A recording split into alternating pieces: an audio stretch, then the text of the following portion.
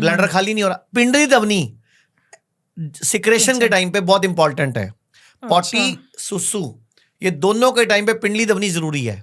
क्योंकि मैंने बताया ना, सिर में 170 ml खून है, दोनों पिंडलियों में 500 ml खून है, तो पिंडली अगर दबती है तो वो ब्लड वहां चला जाता है और उस ब्लैडर को खाली होने के बाद रिजुनवेट होने में, रिपेयर होने में, सेल की मरम्मत में हेल्प कर देता है। तो पूरब या दक्षिण में सिर करके सोना है, ठीक है। जब भी सोना है रात को, और जब भी लेटना है हमेशा बाईं करवट लेटना है। नींद में आप जैसे मर्जी सो जाओ, और जब सुबह उठना है तो राइट साइड उठना है। आज एक बार रट लो, सोना लेफ्ट साइड है, उठना राइट साइड है।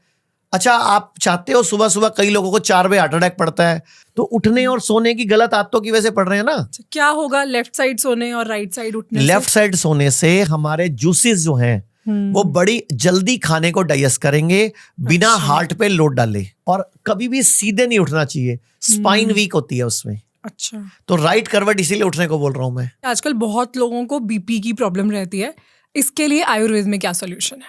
अगर किसी को भी ब्लड प्रेशर है, हाई है, और लंबे समय से गोली खा रहा है, तो मैं एक टेक्निक सिखा रहा हूं, आप में से 100 में से 90 लोगों की गोली छूट जाएगी।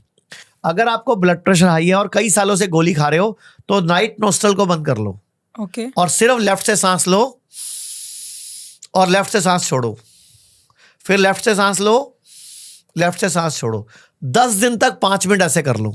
अच्छा, उसके बाद 2 मिनट रोज कर लो। 100 में से 90 लोगों की ब्लड प्रेशर की गोली छूट जाएगी। ये सूर्य नाड़ी है, ये चंद्र नाड़ी है। इन दोनों के इकट्ठे मिलने से सुषुम्ना यानी कि मध्यमा है, जिसको हम सीधा शिव शक्ति बोलते हैं, कि हम सीधा भगवान से कनेक्टेड होते हैं। आपने सुना होगा, दिन भर में इंसान के मुंह से कई बार एक ऐसी बात निकलती है जो सत्य हो जाती है।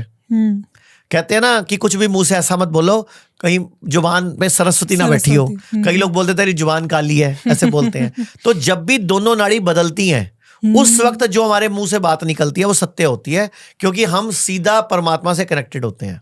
इसीलिए बुजुर्ग लोग जो होते हैं ना, उनका आशीर्वाद लिया जाता है, बड़ों का, क्योंकि बड़ों को बार बार नाड़ी बदलती है। जिस दिन पीरियड शुरू होते हैं फर्स्ट डे, उस टाइम पे महिला की बार बार नाड़ी चेंज हो रही होती है। अच्छा, क्योंकि बॉडी मैक्सिमम आउटफ्लो के द्वारा टॉक्सिन्स निकालना चाह रही है। तो हमारे शास्त्रों में और पूर्वजों में बोला गया था कि उस दिन महिलाओं को छेड़ना नहीं है, मतलब तंग नहीं करना, क्योंकि अगर उनके मुंह से कोई बददुआ निकल गई तो तुम पानी भी नहीं मांगोगे फिर। एक और प्रॉब्लम जो बहुत कॉमन है फीमेल्स में, पीसीओडी या हार्मोनल इश्यूज, इसके लिए कुछ आयुर्वेदिक टिप्स शेयर कर सकते हैं आप? तो आज मैं आपके सारे दर्शकों को एक तरीका सिखा देता हूं। कभी पीसीओएस नहीं होगा, कभी यूट्रस फाइब्रॉइड नहीं होगा, कभी आपको इनफर्टिलिटी नहीं होगी, और आपको कभी पीरियड्स की प्रॉब्लम, डिसमेनोरिया वगैरह नहीं होगा। जब भी पीरियड शुरू हो, पहला दिन उकड़ू बैठ के 1 चम्मच घी गरम गरम पानी में घोल के पी लो। 4 से 5 दिन लगातार, जितने दिन पीरियड चलते हैं।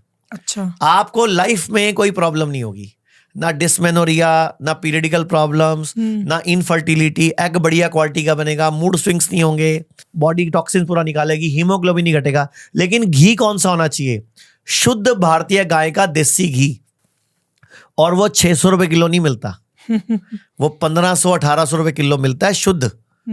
वो लेना है अगर लेना है तो। अगर वो नहीं मिलता तो बादाम रोगन प्योर अगर मिलता हो, गारंटेड, या नारियल का कोल्ड प्रेस ऑयल मिलता हो, वो 1 चम्मच घोल लो, और उसमें फिर 1 चम्मच हल्दी और 5वां हिस्सा काली मिर्च डाल के काढ़ा, उसको काढ़ा बना के बीच में मिक्स करके पी लो। कैसे काम करता है ये? देखो, ये सारा ना माइक्रोबायोम का खेल है। हमारी पेट में ना लगभग 2 से 2.5 किलो बैक्टीरिया होते हैं, गुड बैक्टीरिया। आपने एक नाम सुना है, ब्रह्मा विष्णु महेश? जी। कौन है ये? शिव भगवान है हमारे। ब्रह्मा पैदा करने वाले, विष्णु जिन दुनिया को चलाने वाले, शिव उसको खत्म करने वाले। हम इसको गॉड बोलते हैं, GOD, गॉड। जनरेटर, ऑपरेटर और डिस्ट्रॉयर या डिमाइजर बोल लो।